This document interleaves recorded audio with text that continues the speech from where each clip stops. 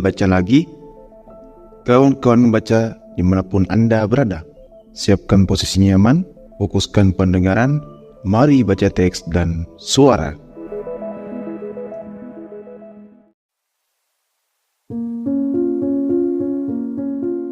Berdasarkan buku Genealogi Moral, karangan Friedrich Nietzsche, pembahasan esai kedua tentang rasa bersalah, hati nurani, dan asal-usul kewajiban.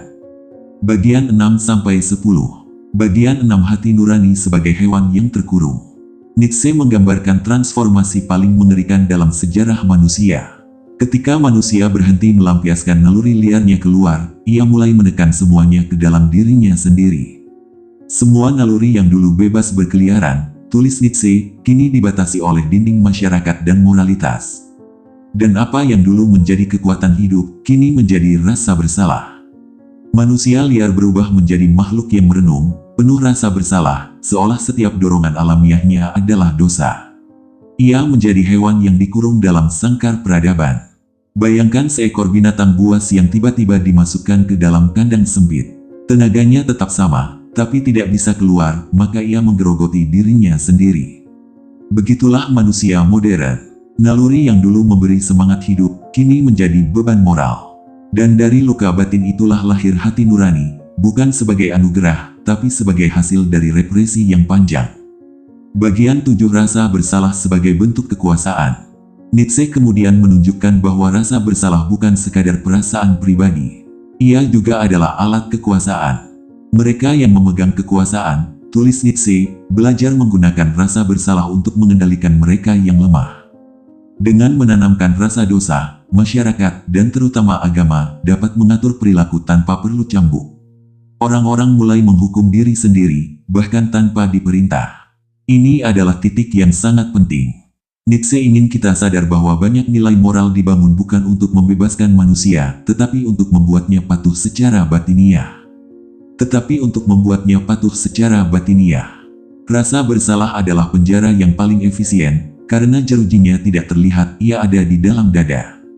Dan begitu manusia percaya bahwa Tuhan mengawasinya, maka ia menjadi penjaga bagi dirinya sendiri. Bagian 8, penderitaan sebagai hiburan moral. Nietzsche lalu menyentuh sesuatu yang sangat ironis.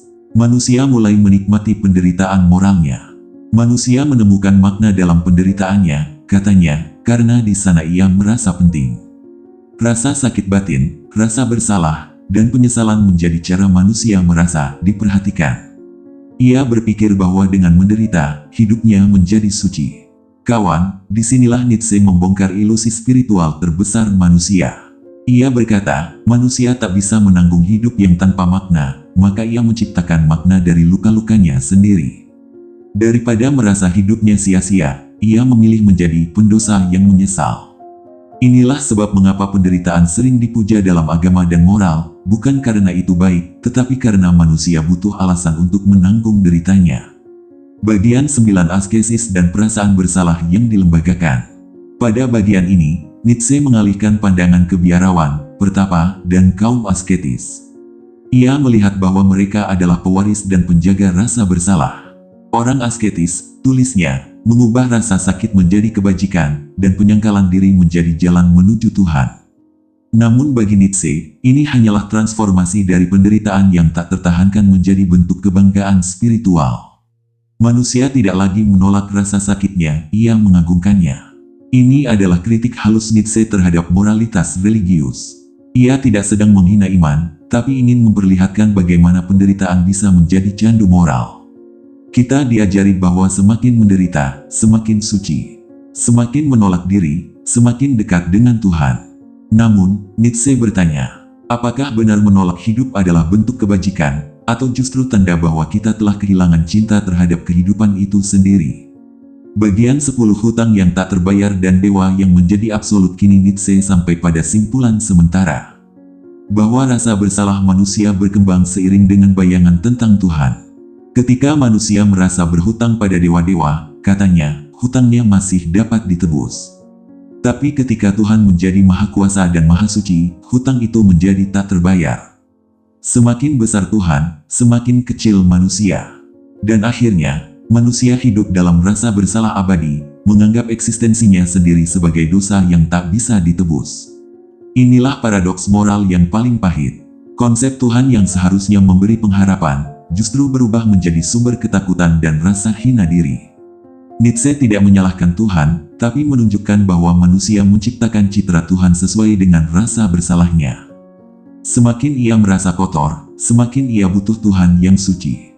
Dan semakin suci Tuhannya, semakin besar jurang antara keduanya. Kawan, hingga titik ini Nietzsche telah membawa kita ke jantung dari penderitaan moral manusia. Kita telah melihat bagaimana rasa bersalah lahir dari rasa sakit, bagaimana ia diubah menjadi alat kekuasaan, dan bagaimana akhirnya ia dilembagakan dalam bentuk agama dan moralitas asketis. Namun, perjalanan ini belum selesai. Karena di bagian-bagian selanjutnya, Nietzsche akan bertanya, apakah ada jalan keluar dari lingkaran rasa bersalah ini? Bisakah manusia hidup tanpa merasa berhutang kepada Tuhan atau masa lalunya?